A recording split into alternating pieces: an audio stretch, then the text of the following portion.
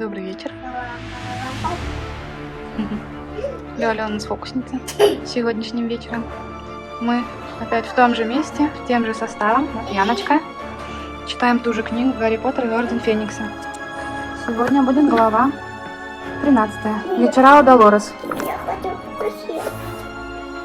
Ой, где твой массив?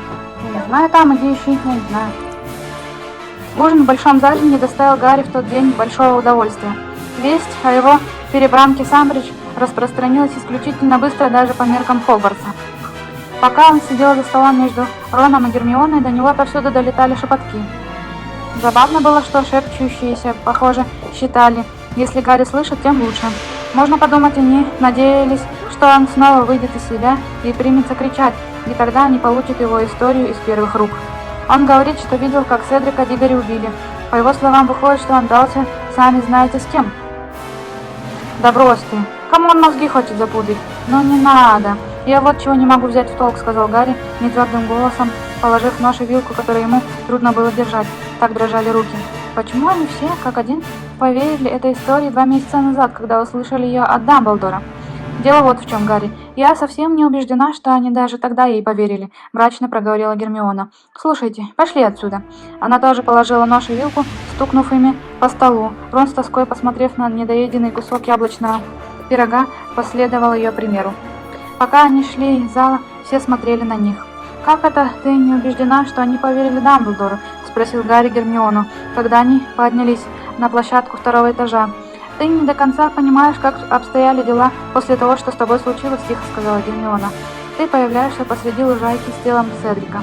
Что произошло в лабиринте, никто из нас не видел. О том, что сам знаешь кто возродился, убил Седрика и дрался с тобой, Дамблдор сообщил нам на словах, и только». «Но это правда!» – воскликнул Гарри. «Я знаю, Гарри, поэтому, пожалуйста, перестань на меня бросаться!» – утомленно попросила его Гермиона. «Я хочу сказать, что, когда все поехали на каникулы по домам, правда еще не улеглась в головах, а дома они 2 месяца читали, что ты идиот, а Дамблдор, выживший из ума старик». Пока они шли по пустым коридорам в башню Гриффиндора, по окнам барабанил дождь. Гарри казалось, что первый школьный день длится уже неделю, но прежде чем ложиться спать, надо было еще одолеть гору домашней работы. Над правым глазом угнездилась тупая пульсирующая боль.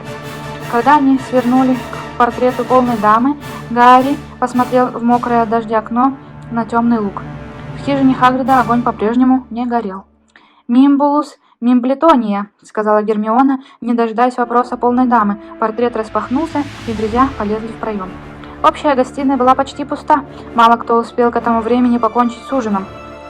Живоглот, лежавший клубком на одном из кресел, двинулся, громко мяукая, им навстречу, и когда 3 друзей сели в свои любимые кресла у камина, он легко вспрыгнул Гермионе на колени и улегся там, похожий на пушистую рыжую подушку. Гарри уставил взгляд в огонь, чувствуя себя усталым и выпотрошенным. «Как мог Дамблдор это допустить?» — вдруг воскликнула Гермиона, заставив Гарри и Рона вздрогнуть.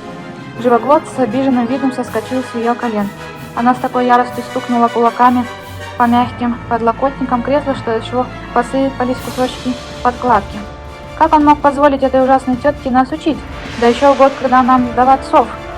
«Ну, выдающихся учителей защиты от темных искусств у нас пока еще не было», — сказал Гарри. «Помните, что Хагрид говорил? Никто не хочет идти на эту должность, потому что она проклята. Да, но нанять такую, которая запрещает нам применять волшебство?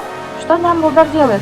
Не понимаю. И к тому же она будет вербовать доносчиков», — хмуро заметил Рон. «Помните ее слова? Она хочет, чтобы к ней приходили и рассказывали про тех, кто говорит, что сами знаете, кто возродился».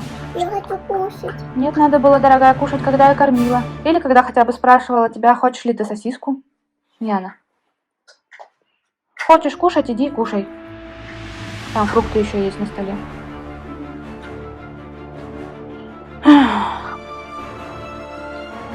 «И к тому же она будет вербовать доносчиков», — хмуро заметил Рон. «Помните ее слова? Она хочет, чтобы к ней приходили и рассказывали про тех, кто говорит, что сами знаете, кто возродился. Ну еще бы, она сама здесь для того, чтобы за нами всеми шпионить. Это же очевидно, иначе зачем Фадж ее сюда прислал?»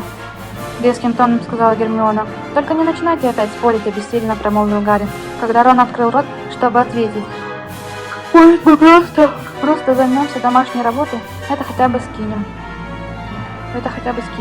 Они взяли сумки, которые лежали в углу, и вернулись к к креслам у камина. Гриффиндорцы уже начали возвращаться с ужина. Гарри старался не смотреть на портретный проем, но взгляды на себе все равно чувствовал.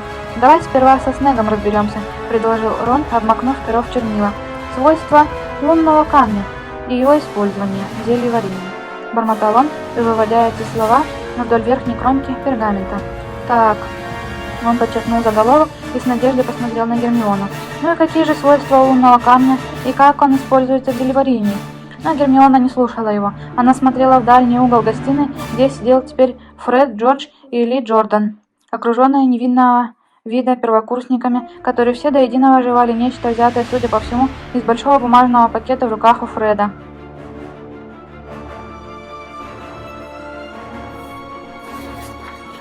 «Нет, как хотите, но они взорвались», — сказала она, вставая с негодующим видом. «Пошли, Рон». «Что? Куда пошли?» — спросил Рон, явно пытаясь выиграть время. «Нет, давай не будем, Гермиона. Как мы можем им запретить раздавать сладости? Ты прекрасно знаешь, что это не просто сладости, а кровопролитные конфеты, блевательные батончики или что там еще?» «Обморочные орешки», — тихо подсказал Гарри. Один за другим точно их били по голове невидимым молотом. Первокурсники обмякли в своих креслах, теряя сознание, которые сползали прямо на пол. Другие, вывалив языки, повисали на подлокотниках. Те, кто на них смотрел, большей частью смеялись. Гермиона, однако, расправила плечи и решительным шагом двинулась к Фреду и Джорджу, которые стояли теперь с блокнотами в руках и пристально наблюдали за подопытными. Рон приподнялся со своего кресла, замер на секунду-другую в этом положении. Не знаю, как ему быть, потом, обращаясь к Гарри, буркнул: «Она сама справится». И, сев обратно, съехал в кресле так низко, как только можно было при его внушительном росте. «Хорошо, понемножку», — громогласно заявила Гермиона Фреду и Джорджу. Они подняли на нее глаза с легким удивлением. «Да, ты права», — кивнул Джордж. «Доза, кажется, немного великовата. Я, кажется, сказала вам утром, вы не имеете права испытывать на учениках эту дрянь». «Мы же им платим», — возмутился Фред. «Это не важно. Вы подвергаете их опасности». «Глупости», — отрезал Фред. «Уймись, Гермиона. С ними все в полном порядке», — успокаивающе сказал Ли, который, переходя от первокурсника к первокурснику, засовывал им в открытые рты темно-красные конфетки. «Вот смотри, они приходят в себя», — сказал Джордж. Некоторые первокурсники действительно зашевелились. Иные, почувствовав, что лежат на полу или висят на ручке кресла, были настолько этим напуганы, что Гарри понял. Фред и Джордж не предупредили их о действии, которое окажут на них сладости. «Как себя чувствуешь? Нормально?» — участливо спросил Джордж маленькую темноволосую девочку, лежащую у его ног. «Да, кажется», — слабым голосом ответила она. «Замечательно», — радостно сказал Фред. На миг спустя Гермиона выхватила у него из рук и блокнот, и пакет с обморочными орешками. «Ничего замечательного!» «Да ты что, ведь они остались живы!» — сердито возразил Фред. «Не смей этого делать! Не смейте этого делать! Что, если кто-нибудь всерьез заболеет?» «Никто не заболеет. Мы все уже проверили на себе. Мы просто хотим убедиться, что они на всех действуют одинаково. Если вы не прекратите, я... Оставишь нас после уроков?» — спросил Фред, тоном, в котором слышалось: «Хотел бы я посмотреть, как ты попробуешь». «Посадишь нас строчки писать?» «Почему ты не ела сосиски, когда я тебе предлагала? Теперь жди, пока Лёля уснет. Хорошо? Договорились? Я не буду сейчас прям вставать и идти тебе делать сосиски. Тебе придется потерпеть. Потому что когда я тебя спрашивала, ты не хотела. А сейчас вот прям вынь положь. Все. Да, если хочешь, возьми, иди».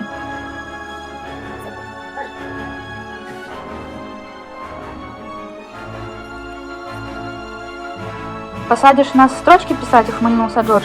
По всей гостиной зазвучал смех. Гермиона словно бы стала чуть выше ростом. Глаза ее сузились, в пышных волосах, казалось, затрещало электричество. «Нет», — заявила она вибрирующим от гнева голосом, — «я просто напишу вашей матери». «Ты этого не сделаешь», — в ужасе проговорил Джордж, отступив на шаг. «Еще как сделаю», — мрачно сказала Гермиона. «Если вы сами хотите глотать эти идиотские штучки, глотайте сколько угодно, но давать их первокурсникам я не позволю». Фреда и Джорджа как громом поразило. Было совершенно ясно, что угроза Гермионы — удар ниже пояса. Окинув их напоследок суровым взглядом, она швырнула Фреду обратно блокнот и пакет и вернулась к своему креслу у камина. Рон сполз уже так низко, что нос был примерно на одном уровне с коленями. «Спасибо за поддержку, Рон», — язвительно бросила Гермиона. «Ты отлично разобралась с ними сама», — пробормотал Рон. Поглядев несколько секунд на свой чистый лист пергамента, Гермиона раздраженно сказала: «Без толку. Не могу сейчас сосредоточиться. Я иду спать». Она открыла сумку. Гарри думал, что она тут же уберет туда книги, но вначале она достала из сумки 2 уродливых шерстяных предмета. Аккуратно положив их на столик у камина, она пристроила сверху несколько скомканных клочков пергамента и сломанное перо, после чего отступила, чтобы оценить впечатление. «Именем Мерлина, что ты такое делаешь?» – спросил Рон, глядя на нее как на чокнутую. «Это шапки для эльфов-домовиков», – бодро ответила она, начав наконец складывать в сумку книги. «Я летом их связала. Без волшебства я вяжу очень медленно, но в школе, думаю, дело пойдет гораздо быстрее». «Ты что, оставляешь им эти шапки?» – медленно проговорил Рон. «А вначале посыпаешь их всяким мусором?» «Точно», – с вызовом подтвердила Гермиона и перекинула сумку через плечо. «Так нельзя», — сердито сказал Рон. «Ты пытаешься всучить им эти шапки хитростью, хочешь освободить их против их желания». «Разумеется, они желают освободиться», — возразила Гермиона, но лицо ее порозовело. «И не смей трогать шапки, понятно?» Она вышла. Рон подождал, пока за ней закрылась дверь, которая вела в спальню девочек, а потом смахнул с шерстяных шапок весь ссор. «Пусть, по крайней мере, видят, что берут», — твердо сказал он. А что касается этого, он скатал пергамент, на котором вывел заголовок заданной Снегом письменной работы. Сейчас даже и пытаться бессмысленно. «Без Гермионы я все равно ничего не напишу. Я понятия не имею о лунных камнях. А ты?» Гарри покачал головой, чувствуя, что боль в правом виске усиливается. Мысль о длинной письменной работе про воина с великанами отозвалась там нестерпимой пульсацией. Прекрасно зная, что утром пожалеет о невыполненном домашнем задании, он запихнул учебники обратно в сумку. «Я тоже пойду лягу». По пути к двери, ведущей к спальням, он прошел мимо Симуса, но даже не взглянул на него. У Гарри возникло мимолетное ощущение, что Симус открыл рот, желая заговорить, но он ускорил шаги и без приключений добрался до спиральной каменной лестницы с ее успокаивающим безлюдием. Новое утро оказалось таким же свинцовым и дождливым, как предыдущее. Во время завтрака Хагрид за преподавательским столом опять не появился. Зато Снега сегодня в расписании нет, ободряюще заметил Рон.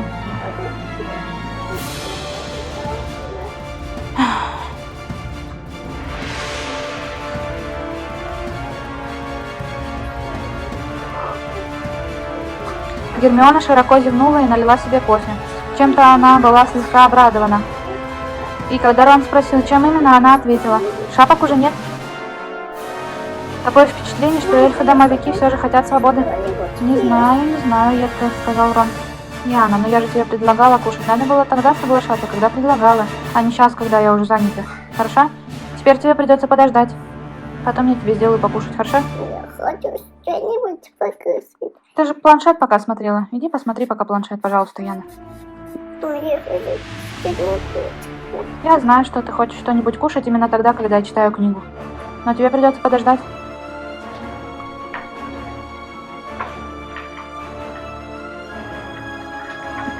Не знаю, едко сказал Рон. Они могли и не понять, что это головные уборы. По мне, так это никакие и не шапки. Больше похоже на вязаные мочевые пузыри. Гермиона не разговаривала с ним все утро. За сдвоенными заклинаниями в тот день шла сдвоенная трансфигурация. И профессор Флитвик, и профессор МакГонагал впервые 15 минут урока говорили о важности сов. «Вы должны помнить», – пропищал малорослый профессор Флитвик, взгромоздясь, как обычно, на стопку книг, чтобы голова оказалась выше поверхности стола, «что эти экзамены могут повлиять на вашу будущность на многие годы. Если вы еще не задумывались всерьез о выборе профессии, сейчас для этого самое время. А пока же нам с вами, боюсь, придется работать больше обычного, чтобы вы все смогли показать себя с лучшей стороны». После этого они час с лишним повторяли манящие чары, без которых, сказал профессор Флитвик, на экзамене никак не обойдется. А под конец урока он задал им такое большое домашнее задание, какого по заклинаниям еще не бывало. То же самое, если не хуже, на трансфигурации. «Невозможно сдать сов», – сурово провозгласила профессор МакГонагал. «Без серьезной практики, без прилежания, без упорства. Я не вижу причин для того, чтобы каждый в этом классе не добился успеха на экзамене по трансфигурации. Надо только потрудиться». Невилл спустил тихий недоверчивый стон. «Да и вы, долгопупс», – сказала профессор МакГонагал. «Вы работаете очень неплохо. Вам не хватает только уверенности в себе. Итак, сегодня мы приступаем к заклятию исчезновения. Она проще, чем чары восстановления». Ой.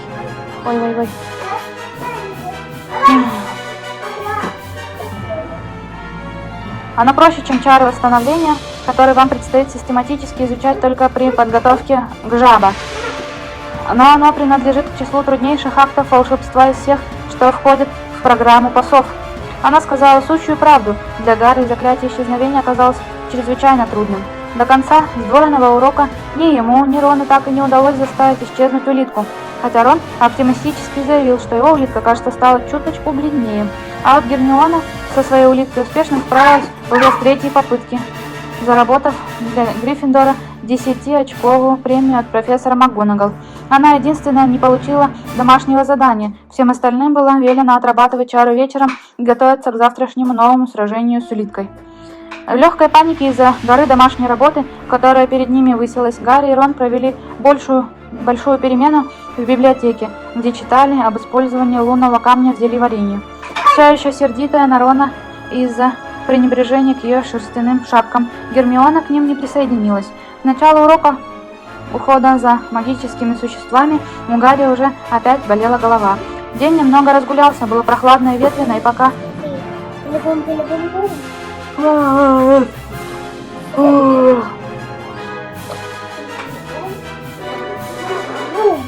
Давайте вы просто ляжете спать и будете спать. Твой шарик в коробке лежит, наверное. Да. День немного разгулялся, было прохладно и ветрено, и пока они шли то вниз по луговому склону к хижине Хагрида, на лица им время от времени падали отдельные дождевые капли. Профессор Грабли-Дерк, поджидая учеников, стоял в шагах в 10 от двери хижины. Перед ней тянулся длинный стол на козлах, на котором были навалены какие-то ветки. Когда Гарри и Рон приблизились к столу, сзади раздался взрыв хохота. Обернувшись, они увидели Драко Малфоя, который направлялся туда же в сопровождении своей обычной слизеринской свиты. Он явно сказал сейчас что-то чрезвычайно забавное, поскольку Крэб, Гойл, Пенси, Паркинсон и прочие, подтягиваясь к месту урока, все никак не могли унять ржание. Потому как они поглядывали на Гарри, предмет насмешки угадывался без труда. «Все здесь?» — гаркнул профессор Грабли-Дерк. Гаркнула. Когда явились и слизеринцы, и гриффиндорцы, тогда поехали. Кто может сказать, как это называется? Она показала на лежащую перед ней кучу веток. Рука Гермионы взвилась в воздух. За спиной у нее Малфой. Скаля зубы передразнивала ее манеру подпрыгивать на месте, когда ей не терпится ответить на вопрос. Пенси Паркинсон взвизгнула от смеха, но этот визг почти сразу же перешел в пронзительный крик.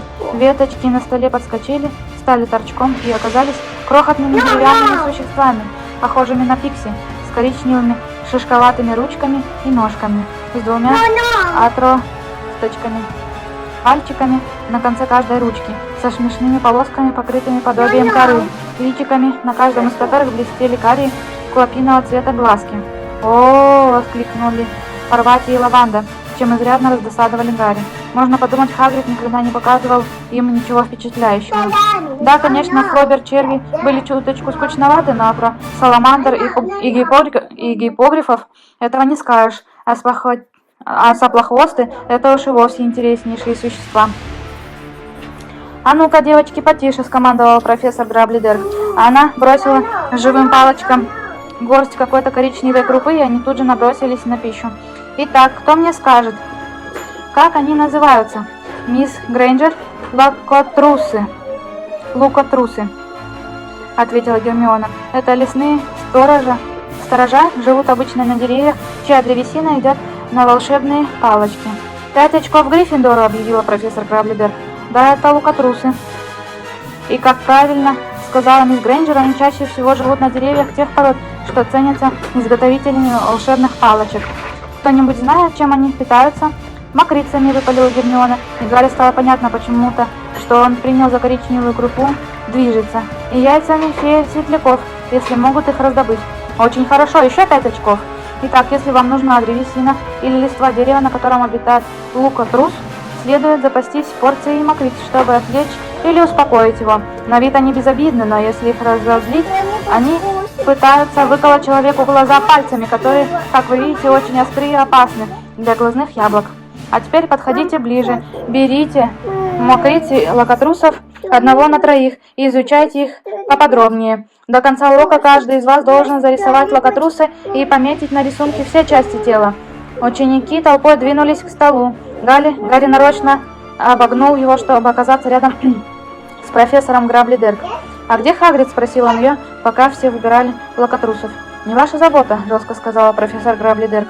Примерно так же она ответила ему и в прошлом году, когда заменяла Хагрида. Между тем Драко Малфой с широкой ухмылкой на заостренном лице перегнулся через Гарри и схватил самого крупного лукотруса.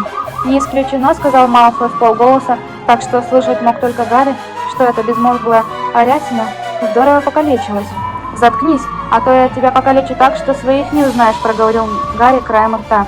«Не исключено, что он связался с кем-то слишком большим для него, если ты понимаешь, к чему я клоню». И, ухмыляясь через плечо, Малфой отошел. Гарри вдруг стало нехорошо. Неужели Малфой что-то знает? Ведь его отец был пожирателем смерти. Что, если у него есть сведения о Хагриде, которые еще не достигли Ордена Феникса? Гарри поспешно двинулся вокруг стола обратно к Рону и Гермионе, которые сидели на траве на корточках чуть подаль и пытались привести лукотруса в более или менее неподвижное состояние, чтобы его зарисовать. Гарри вынул пергамент и перо, опустился на корточки рядом с друзьями и шепотом передал им то, что услышал от Малфоя. «Если бы с Хагридом что-то случилось, Дамблдор был бы в курсе», — недолго думая сказала Гермиона. «К тому же показывать, что мы обеспокоены, значит играть Малфою на руку. Он увидит, что мы не знаем точно, как обстоят дела. Не обращай внимания, Гарри. Подержи-ка лучше лукотруса. Я лицо хочу зарисовать». «Да», — донеслось до них от ближайшей группы учеников. Манерно-медлительный выговор Малфоя узнавался безошибочно. «Мой отец пару дней назад беседовал с министром, и очень похоже, что министерство всерьез хочет положить конец непрофессиональным методам обучения в Хогвартсе. Так что даже если глупое бревно здесь еще появится, его, скорее всего, тут же и пошлют куда подальше». «Ох!» — Гарри так крепко сжал лукотруса, что чуть не сломал, и тот в отместку со всей силы царапнул его острыми пальцами, оставив на руке две длинные глубокие раны. Гарри разжал руку. Крэб и Гойл, уже расхохотавшиеся при мысли о предстоящем увольнении Хагрида, заржали еще пуще, увидев, как человек-палочка со всех ног улепетывает к лесу и скрывается среди древесных корней. Когда по лугу прокатился эхом дальний звонок, Гарри скатал свой испачканный кровью рисунок и с перевязанной Гермиониным платком рукой двинулся на травологию. В ушах у него еще стоял издевательский смех Малфоя. «Если он еще раз посмеет назвать Хагрида бревном», — прорычал Гарри. «Гарри, не связывайся с Малфоем. Не забудь, что он староста. Он может тебе устроить трудную жизнь». «Интересно, что это такое, трудная жизнь? Может, попробовать для разнообразия?» — саркастически сказал Гарри. Рон засмеялся, но Гермиона нахмурилась. Втроем они не спеша шли мимо огородов. Небо по-прежнему словно бы еще не решило, будет дождь или нет. «Мне хочется, чтобы Хагрид поскорее вернулся, только и всего», — тихо сказал Гарри, когда они добрались до теплицы. «И не говорите мне, что это Грабли-Дерк преподает лучше», — добавил он с угрозой. «Я и не собиралась», — спокойно заметила Гермиона, «потому что ей в жизни не сравняться с Хагридом», — твердо проговорил Гарри, прекрасно понимая к немалой своей досаде, что урок заботы о магических существах, который она сейчас провела, был образцовым. Дверь в ближайшей теплице открылась, и из нее вышло несколько четверокурсников, в том числе Джинни. «Привет», — жизнерадостно сказала она, проходя мимо. Некоторое время спустя появилась Полумна Локвуд. Она плелась в хвосте своего класса. Нос у нее был запачкан землей, длинный волос собранный в узел на макушке. Когда она увидела Гарри, ее выпуклые глаза от волнения вытаращились еще сильнее, и она двинулась прямо к нему. Многие его одноклассники с любопытством повернули головы. Полумна набрала побольше воздуха и, не здороваясь, выпалила: «Я верю, что тот, кого нельзя называть, возродился, и я верю, что ты дрался с ним и спасся». «Да», — неуклюже сказал Гарри. Уши Полумны были украшены серьгами, похожими на оранжевые редиски, что явно не укрылось от внимания Парвати и Лаванды. Они хихикали и показывали пальцами на ее мочки. «Смейтесь сколько хотите», — повысила голос Полумна, которой показалось, что они потешаются над ее словами. Было время, когда люди считали, что на свете нет таких существ, как блундящая шица и морщерогий кизляк. «Так ведь они были правы, разве не так?» — с раздражением сказала Гермиона. «На свете действительно нет и не было таких существ». Полумна бросила на нее уничтожающий взгляд и метнулась прочь, и диски в ее ушах бешено раскачивались. Теперь уже не только Парвати и Лаванда покатывались со смеху. «Сделай милость, перестань обижать единственного человека, который мне верит», — спросил Гарри Гермиону по дороге в класс. «Не прибедняйся, Гарри. Найдутся и другие», — возразила ему Гермиона. «А про эту поломную Джинни мне все рассказала. Она верит только тому, что ничем вообще не доказано. От дочки человека, который издает придиру, другого и ждать нельзя». Гарри вспомнил зловещих крылатых лошадей, которых увидел в пещере и в первый вечер. Поломна сказала, что тоже их видит. На душе у него стало еще тяжелее. Неужели она лгала? Его размышления на эту тему прервал, подойдя к нему Эрни Макмиллан. «Я хочу, чтобы ты знал, Поттер», — произнес он громким звучным голосом, «что на твоей стороне не только сумасшедшие. Я лично верю тебе на все 100. Моя семья всегда стояла за Дамблдора, и я тоже буду за него стоять». «Спасибо большое, Эрни», — сказал Гарри, и удивленно, и обрадованно. Хотя Эрни мог бы выразиться и не так торжественно, Гарри в его теперешнем настроении очень кстати пришлось заявление о поддержке со стороны человека, у которого в ушах не болтаются редиски. От слов Эрни улыбка с лица Лаванды Браун мигом исчезла. И, поворачиваясь к Рону и Гермионе, Гарри краем глаза заметил выражение лица Симуса, смущенное и упрямое. Профессор Стебль начала урок. Конечно же, с наставлений по поводу важности сов. Гарри бы не возражал, если бы учителя уже и перестали им это вдалбливать.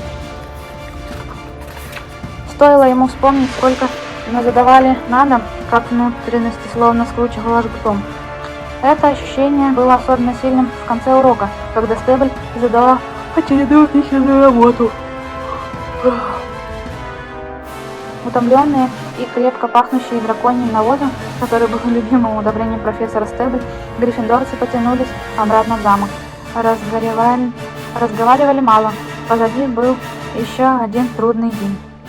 Гарри очень хотелось есть, и поскольку в 5 у него был первый сеанс наказания, назначенного профессором Амбридж, он сразу же, даже не занося сумку в башню Гриффиндора, отправился на ужин. Перед тем, неизвестным, что его ожидало, надо было подкрепиться. Но не успел он войти в большой зал, как раздался громкий сердитый возглас. «Эй, Поттер!»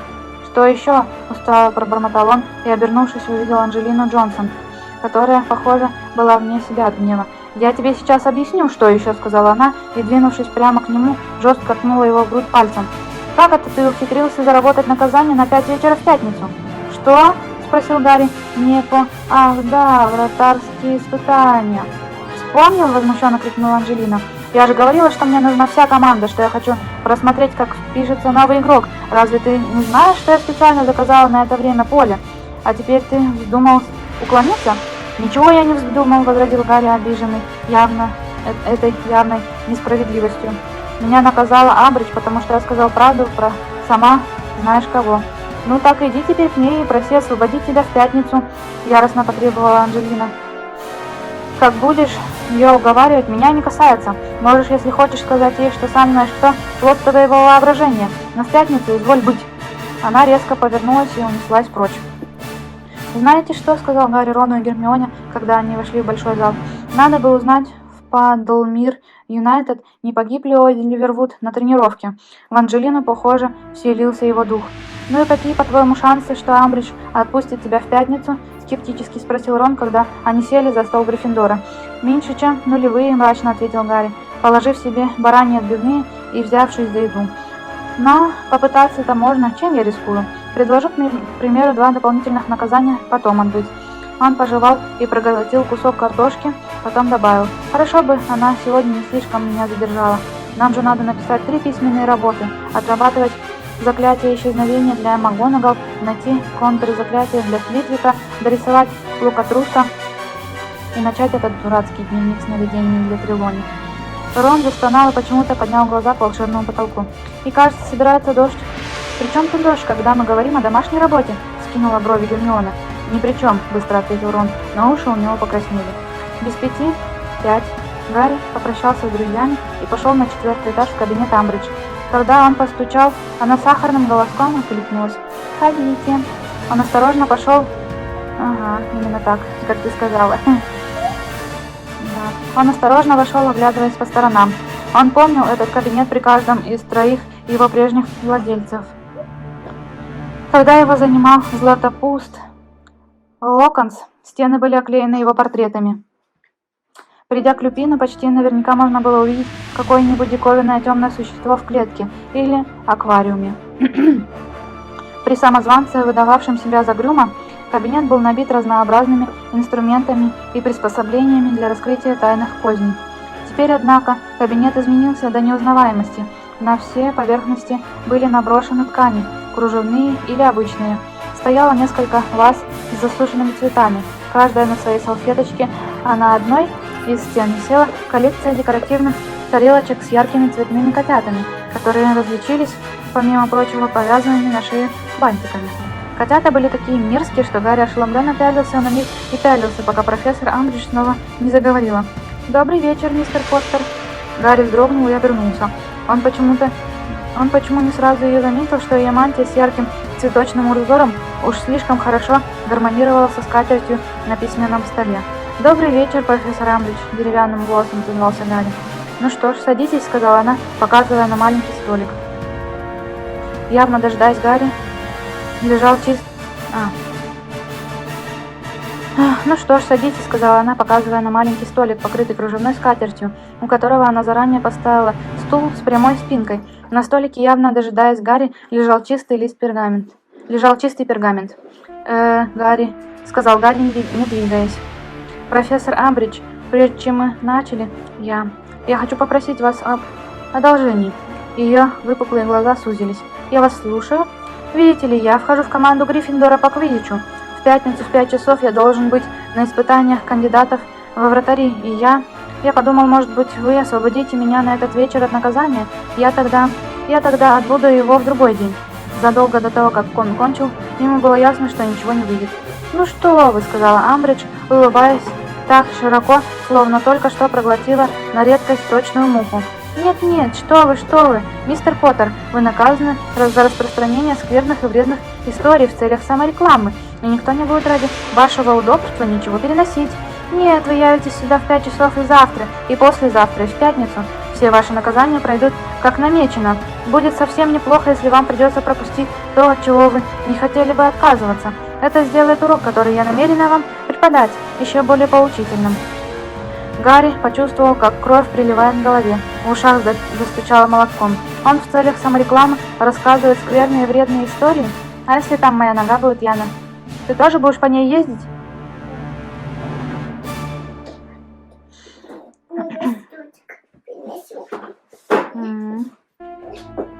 Куда принесешь стульчик?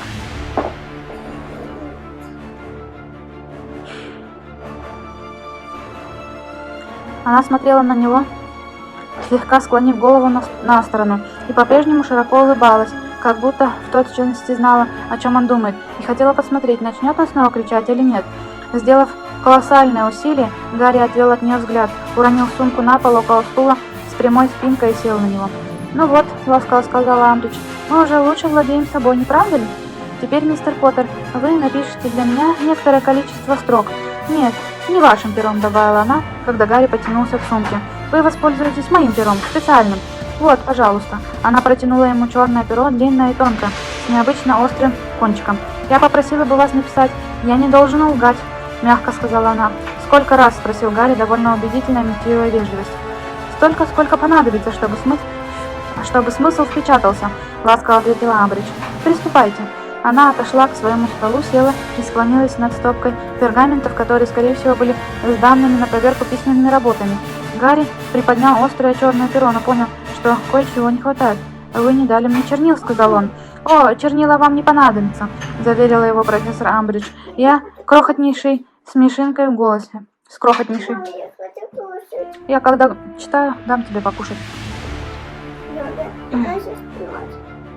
Лёля, может, и не уснет, но дочитать надо.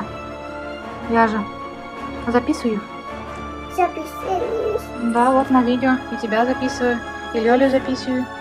Всех записываю. Гарри поднес острие пера к бумаге и вывел: «Я не должен лгать». Он испустил вздох боли.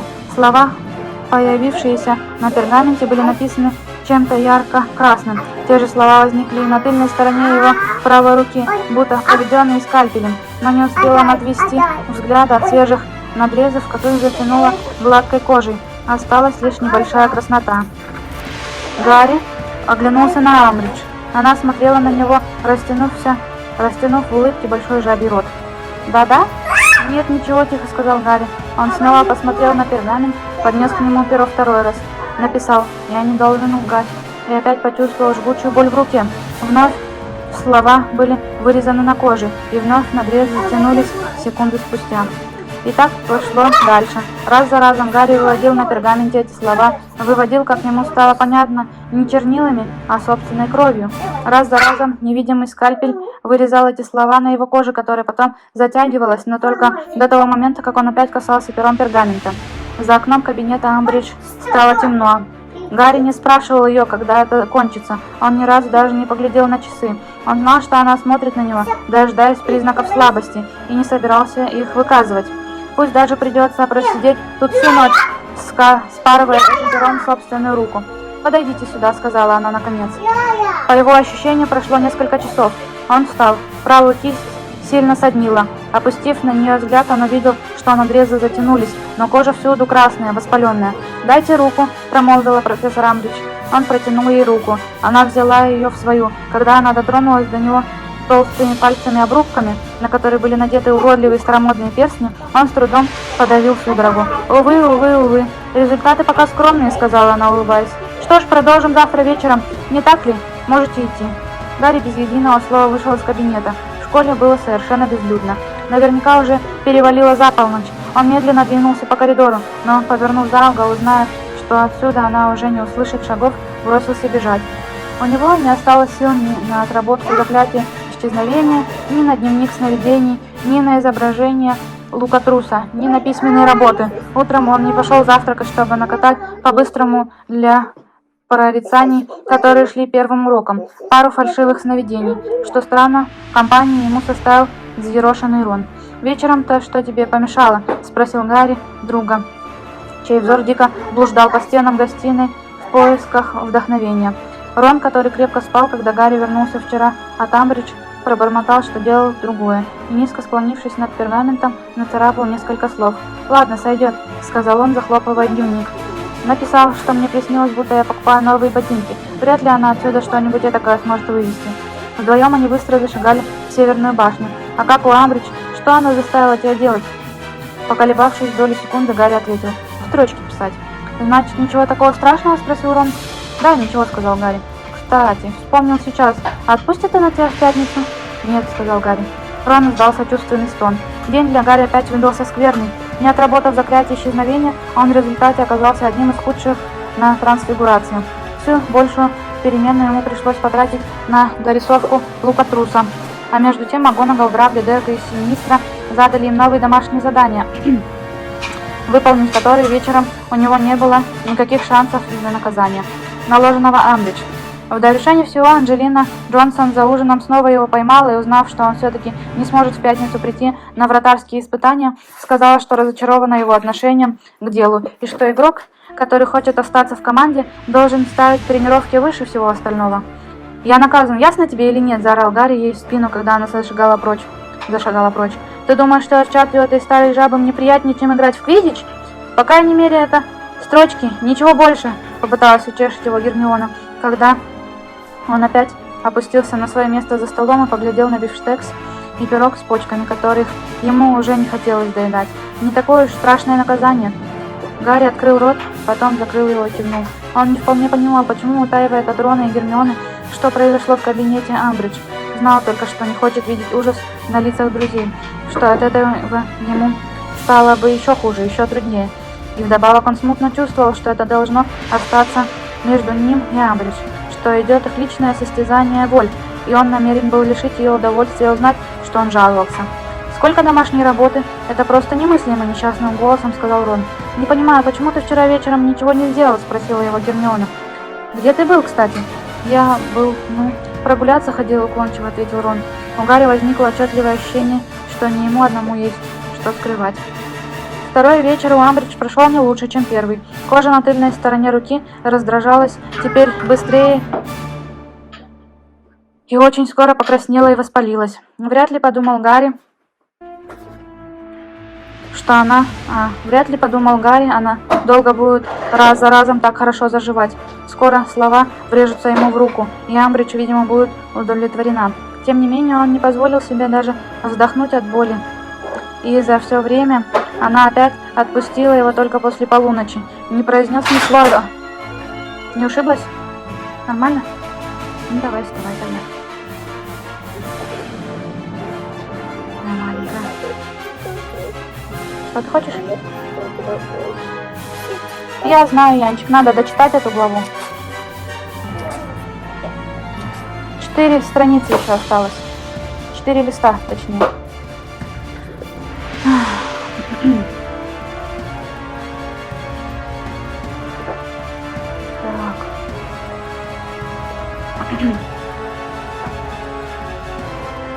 Тем не менее, он не позволил себе даже вздохнуть от боли, и за все время она опять отпустила его только после полуночи, не произнес ни слова, кроме «добрый вечер» и «спокойной ночи».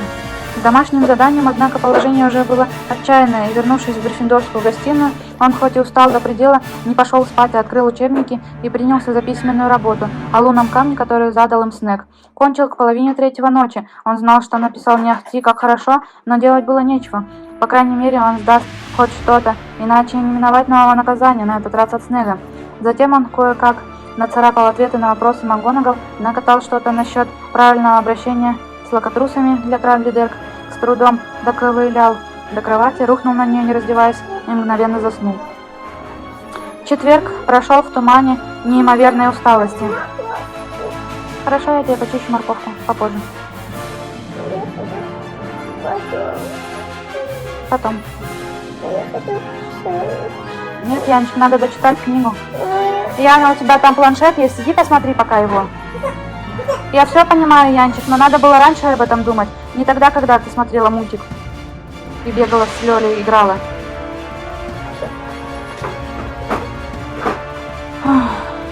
Четверг пришел в тумане неимоверной усталости. Рон тоже был очень сонный. Гарри не понимал, почему. Третий сеанс наказания отличался от предыдущих только тем, что через 2 часа слова «я не должен лгать» уже не растаяли на руке, а остались нацарапанными на ней. Из звуков капельками сочилась кровь. Перерыв в скрипе острого пера заставил профессора Амбридж поднять глаза. Мягко сказала она, выходя из-за стола, чтобы лично обследовать руку. «Хорошо, это послужит вам напоминанием, не правда ли? На сегодня достаточно. Завтра мне приходить?» — спросил Гарри, беря сумку левой рукой, правая очень сильно болела. «Ну, конечно», — ответила профессор Амбридж, улыбаясь так же широко. За следующий вечер мы, надеюсь, впечатаем поучение еще чуть глубже. До сих пор Гарри и представить себе не мог, что на свете найдется преподаватель, которого он будет ненавидеть больше, чем Снегга. Но, идя в башню Гриффиндора, он должен был признать, что у Снегга появился достойный конкурент. «Сволочь», — подумал он, поднимаясь по лестнице на 8-й этаж, гнусная, сумасшедшая, старая. «Рон?» Он дошел тем временем до верха лестницы, повернул направо и едва не натолкнулся на Рона, который стоял за статуей Десмонда Долговязого. Десмонда. И стискивал метлу. Увидев Гарри, он так и подскочил от неожиданности и попытался спрятать свой новый чистомет 11 за спиной. «Что ты здесь делаешь?» «Я? Ничего. А ты что здесь делаешь?» Гарри нахмурился. «Да брось, мне-то ты можешь сказать, чего ты тут спрятался?» «Я от Фреда и Джорджа, если уж тебе так нужно знать», — сказал Рон. «Они только что прошли тут с первокурсниками. Наверняка опять что-то на них испытывают, ведь в общей гостиной они не могут. Там сейчас Гермиона». «Яна, возьми одну, положи в тарелку, остальное убери».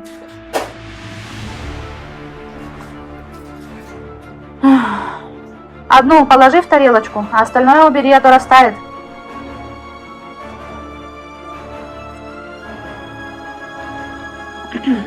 Говорил он очень быстро и как-то лихорадочно. «Но метла-то тебе зачем? Куда лететь собрался?» — спросил Гарри.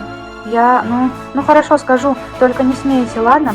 Слабо обороняясь, проговорил Рон, который с каждой секундой все краснел и краснел. «Нет, это убери, пожалуйста, Лиана, уже все, нет. Убери, пожалуйста, в морозильник и закрой его, хорошо? Ну, если ты его сейчас оставишь, оно растает. Не надо, я тебе не даю, оно большое, завтра поешь».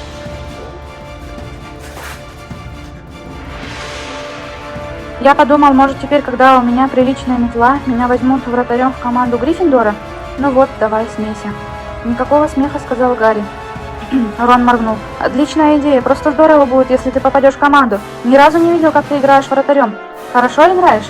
Вроде бы неплохо, ответил Рон, которому реакция Гарри явно принесла громадное облегчение. Когда Чарли, Фред и Джордж тренировались в каникулы, я всегда был у них вратарем. Значит, сейчас отрабатывал вратарские приемы? И сейчас, и каждый вечер со вторника. Правда, сам по себе. Я пытался колдовством заставить квофлы лететь на меня, но это оказалось трудно, и не уверен, что от этого было бы много пользы. У Рона был нервный, встревоженный вид. Фред и Джордж, небось, лопнут от смеха, когда я приду на испытание. С тех пор, как меня назначили старостой, они постоянно меня дразнят. Жалко, что меня там не будет, с горечью сказал Гарри, когда они вместе пошли в гостиную. Дай мне. Гарри, что у тебя с рукой? Гарри, который только что почесал нос свободно от сумки правой рукой, попытался спрятать ее, но преуспел не больше, чем Рон со своим чистометом. Да ничего, порезал просто. Рон схватил Гарри за запястье и поднял его кисть на уровень глаз, повернув к себе тыльной стороной. Довольно долго он молча пялился на слова, вырезанные на коже. Наконец отпустил руку. Ему явно стало нехорошо. Ты, кажется, сказал, что она просто велела тебе писать строчки? Гарри заколебался было. Но Рон-то ведь был с ним откровенен, и он рассказал Рону всю правду о часах, которые провел в кабинете Амбридж. «Вот старая стерва», — возмущенно прошептал Рон, когда они остановились у полной дамы, которая мирно дремала, уронив голову на грудь. «Да она просто сумасшедшая! Иди, МакГонагал, скажи ей!» «Нет», — быстро ответил Гарри, — «этим я только обрадую Амбридж. Значило бы, что она меня достала. Не хочу». «Достала? Но нельзя же ей это спускать. К тому же я не знаю, имеет ли МакГонагал над ней власть», — сказал Гарри. «Тогда иди к Дамблдору». «Нет», — отрезал Гарри. «Почему?» «У него и без меня много забот», — сказал Гарри, хотя настоящая причина была другая. Он потому не хотел обращаться к Дамблдору за помощью, что Дамблдор с июня не говорил с ним ни разу. «И все-таки, я считаю», — начал Рон, но его перебила полная дама, которая уже некоторое время смотрела на них сонным взором и теперь не выдержала. «Вы намерены говорить пароль? Мне что, всю ночь не спать и дождаться, пока вы кончите беседу?» В пятницу такая же хмарь и сырость, как всю неделю. Хотя Гарри, входя в большой зал, невольно бросил взгляд на преподавательский стол. По-настоящему он уже не надеялся увидеть Хагрида, и сознание его мигом переключилось на более насущные проблемы, такие как гора домашних заданий и перспектива новых мучений в кабинете Амбридж. Две мысли поддерживали Гарри в тот день. Одна, что завтра уже выходные, другая, что хотя последний вечер у Амбридж наверняка будет очень тяжелым. В окно ее кабинета хоть издали, но видно поле для квиддича, и если повезет, он сможет посмотреть, как Рон справляется с испытаниями. Лучики света, прямо скажем, довольно слабые, но Гарри был рад всему, что хоть сколько-нибудь могло рассеять окружающий мрак. Ни разу еще учебный год в Хогвартсе и не начинался у него с такой скверной недели. В 5 вечера Гарри в последний раз, как он от всей души надеялся, постучал в дверь кабинета Амбридж и услышал, что может войти. На покрытом кружевной скатертью столике его ждал чистый пергамент. Рядом лежало черное заостренное перо. «Вы знаете, что вам делать, мистер Поттер?» — сладко улыбнулась ему Амбридж. Гарри взял перо и бросил взгляд в окно. Если бы переместить стул вправо всего на какой-нибудь дюйм, притворившись, что подвигается ближе к столу, он смог это сделать. Теперь ему видно было, как вдалеке летает над полем для квиддича команда Гриффиндора. Видны были и полудюжины темных фигур, стоявших около 3 высоких шестов с кольцами. Это наверняка были кандидаты во вратари, ожидающие в очереди показать, на что они способны. Понять, кто из них Рон, на таком расстоянии было невозможно. «Я не должен лгать», — написал Гарри. Надрезы на тыльной стороне правой кисти открылись и снова начали кровоточить. «Я не должен лгать». Надрезы углубились, в руке стало горячо и больно.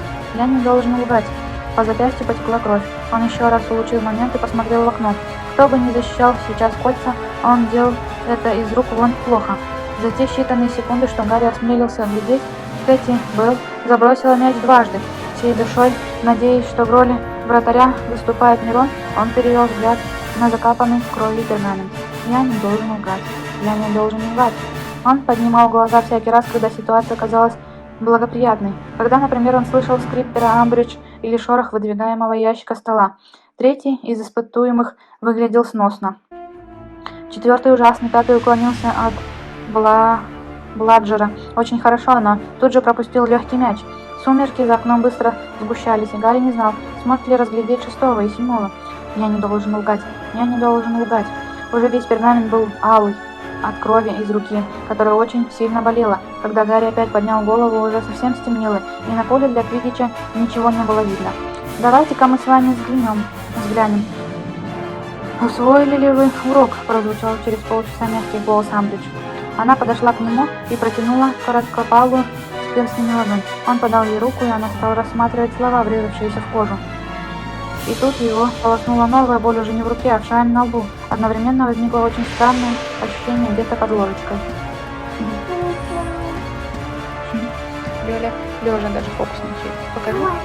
Вор? Вор. Почему вор? Да, так недолго будем еще читать. Давай я дочитаю.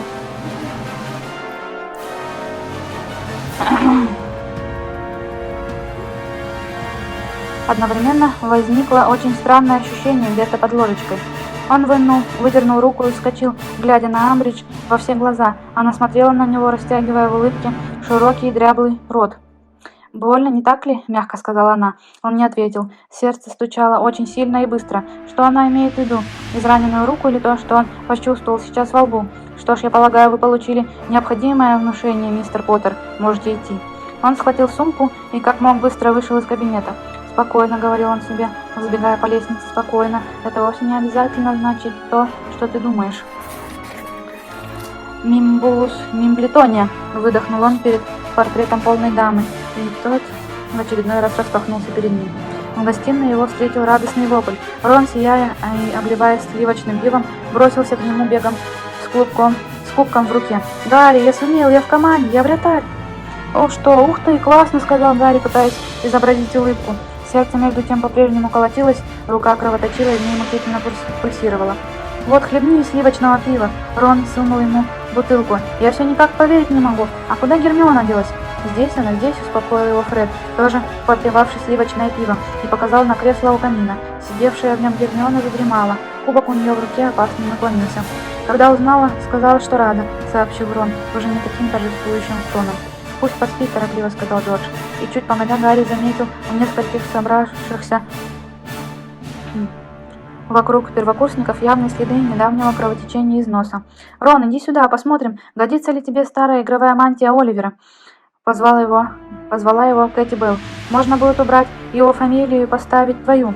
Когда Рон отошел, к Гарри решительными шагами приблизилась Анджелина. «Прости, Поттер, я немного погорячилась», — коротко сказала она. «Нервное это дело руководить командой. Я начинаю думать, что не всегда была справедлива к Вуду». Слегка нахмурившись, она смотрела на Рона поверх края поднятого кубка. «Я знаю, что он твой лучший друг, но должна сказать, что я от него не в восторге», — сообщила она без обиняков. «Хотя, надеюсь, потренируется и дело пойдет, ведь у него в семье были хорошие игроки. Если честно, я взяла его только потому, что рассчитывала на больше, чем он показал сегодня. И Вики Фробишер и Джеффри Хупер летали лучше, но Хупер самый настоящий нытик. Он вечно на что-то жалуется, а Вики состоит во всех обществах, какие есть. Она мне прямо сказала, что если тренировка совпадет с собранием клуба ворожбы, то она выберет клуб. Как бы то ни было, первая тренировка у нас завтра в 2, так что изволь на этот раз быть. И очень тебя прошу, помогай Рону, как только можешь, хорошо?» Гарри кивнул, и Анджелина вернулась к Алисии Спиннет. Гарри сел рядом с Гермионой. Когда он положил на пол сумку, она вздрогнула и проснулась. «А, это ты, Гарри? Здорово, что Рона взяли, правда?» — сказала она вяло. «А я что-то очень устала», — зевнула она. «Вчера до часу ночи вязала шапки. Они исчезают с дикой скоростью». Оглядев гостиную, Гарри увидел, что шерстяные шапки рассованы по всем мыслимым местам, где неосмотрительные эльфы могли случайно их взять. «Замечательно», — без энтузиазма сказал он, чувствуя, что лопнет, если не сообщит кому-нибудь немедленно. «Слушай, Гермиона, я был сейчас в кабинете у Амбридж, и когда она дотронулась до моей руки...» Гермиона слушала очень внимательно. Когда Гарри кончил, она медленно проговорила. «Ты боишься, что со мной кто контролирует ее, как Квирла?» «Согласись», — сказал Гарри тихо, — «что такое возможно?» «Да, возможно», — отозвалась Гермиона, хоть не слишком уверенным тоном.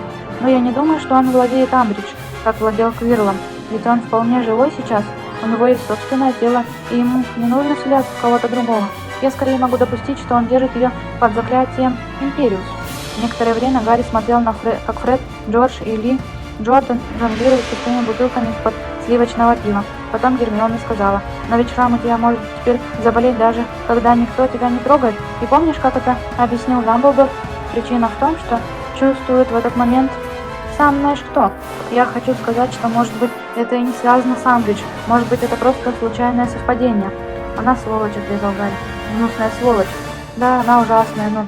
Гарри, ты должен сказать Дамблдору, что у тебя болел шрам. Уже второй раз за 2 дня ему советовали пойти к Дамблдору, но его ответ Гермионе был таким же, как Рону. Не буду докучать ему такими вещами. Ты сама сейчас сказала, что это не очень важно. Летом меня часто беспокоил шрам. Сегодня чуть сильнее, только и всего. Гарри, я уверена, Дамблдору надо, чтобы ему докучали такими вещами. Да, вырвалось у Гарри, прежде чем он мог бы остановить себя. Это одно во мне его интересует. Мой шрам. Зря ты так говоришь, это неправда. Напишу-ка я об этом Сириусу, посмотрим, что он ответит. Гарри, в письмах про такое нельзя, встревоженно воскликнула Гермиона. Неужели ты забыл? Грюм велел нам быть насчет этого очень аккуратными. Никто теперь не может гарантировать, что сов не перехватывают. Ладно, значит, не буду ему писать, раздраженно пообещал Гарри и встал. Пойду лягу спать. Поздравь Рона от моего имени, хорошо? Ну уж нет, сказала Гермиона с облегчением. Ты идешь спать, значит, и я тоже могу, и совесть моя будет перед ним чиста. Я совершенно вымотана, а завтра мне делать новые шапки. Слушай, может, и ты отключишься? Это очень увлекательно, у меня получается все лучше и лучше. Я могу вывязывать узоры, помпончики и все что угодно. Гарри посмотрел на ее светящееся от радости лицо и постарался сделать вид, что предложение его в какой-то мере соблазняет. Нет, я, наверное, не смогу, сказал он. Завтра уж точно не получится. Столько уроков. И он встал и потащился к лестнице, ведущей к спальням мальчиков. Гермиона поглядела ему вслед с легким разочарованием.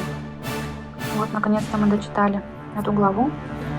Следующая глава 14. Перси и бродяга. Лёля так и не уснула. Ставьте лайки, подписывайтесь. Всем спокойной ночи.